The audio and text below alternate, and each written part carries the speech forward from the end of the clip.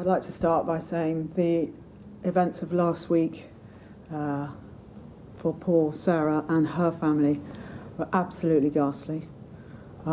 Just a horrible, horrible set of events, which I think has touched the whole nation. I know I can speak for my people when I say this incredible strength of feeling of anger and sadness and a real determination to get justice for Sarah. And in the last couple of days, I've been out with my investigation teams, my search teams, my forensics teams, my neighbourhood teams. All the women and men of the Met are outraged at what has happened, and they're working as hard as they can to get justice for Sarah. In that context, none of us would have wanted to see the scenes we saw at the end of yesterday's events. Worth saying, of course, I fully understand the strength of feeling, I think, as a woman, and hearing from people about their experiences in the past and what they feel about what happened to Sarah and what has been going on. I understand why so many people wanted to come and pay their respects and kind of make a statement about this. Indeed, if it had been lawful, I'd have been there. I'd have been at a vigil. And 6 hours of yesterday was really calm and peaceful. Very few police officers around, respectful, people laying flowers, not gathering, and a vigil that did not breach the regulations. Unfortunately, later on, we had a really big crowd that gathered, lots of speeches, and quite rightly, as far as I can see, my team felt this is now an unlawful gathering, which poses a considerable risk to people's health, according to the regulations. A really invidious position for my officers to find themselves in, but they then moved to try to explain to people, to engage with people, to get people to disperse from this unlawful gathering, and many, many, many people did. Unfortunately, a small minority did not. The Mayor called those scenes completely unacceptable. The Home Secretary described them as upsetting. When you saw those pictures, did you agree? Did you think it was unacceptable, the way in which your officers acted? I wouldn't have wanted to see a vigil in memory of Sarah end with those scenes. And that's why this morning I said, from what I can tell, I wasn't there, but from what I can tell, my officers, in a very difficult position, as they have been again and again in the last year, policing within the coronavirus restrictions, having to uphold the law, having to be impartial, having to be fair, but of course trying to apply, common sense and discretion, and if people don't understand the law, trying to help them to understand and engage and speak before we ever turn to any enforcement. But that is why I said we didn't want it to end like that. Let's have a review. So I welcome the fact that this appears now. The Home Secretary, I believe, has asked for the HMI to review it. I've spoken in the day to both the Home Secretary and the Mayor. I'm very comfortable with that, and I think my officers will be as well. They, it seems, though, were not comfortable with your reasoning. They've both come out and said they're not satisfied with that meeting and the responses and answers you have given. The Home Secretary believes there are still questions to be answered. The Mayor said he's not satisfied.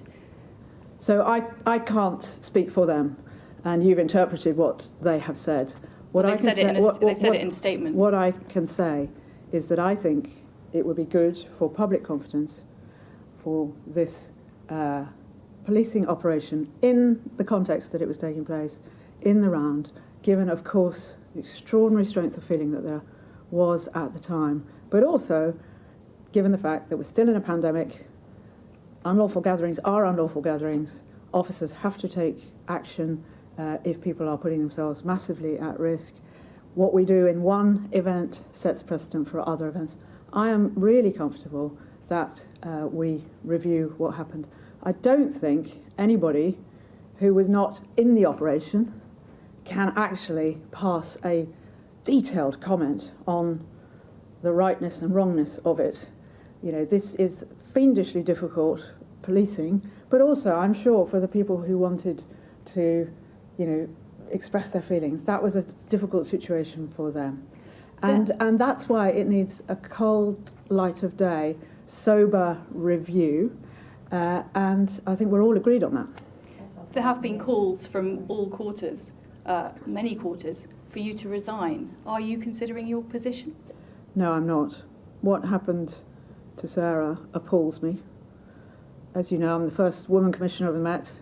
Perhaps it appalls me in a way even more because of that. What has happened makes me more determined, not less, to lead my organisation. I've listened to what people have been saying in the last week. I know that in the streets all across the UK, women don't feel as safe as we would all like women to feel. I am utterly determined.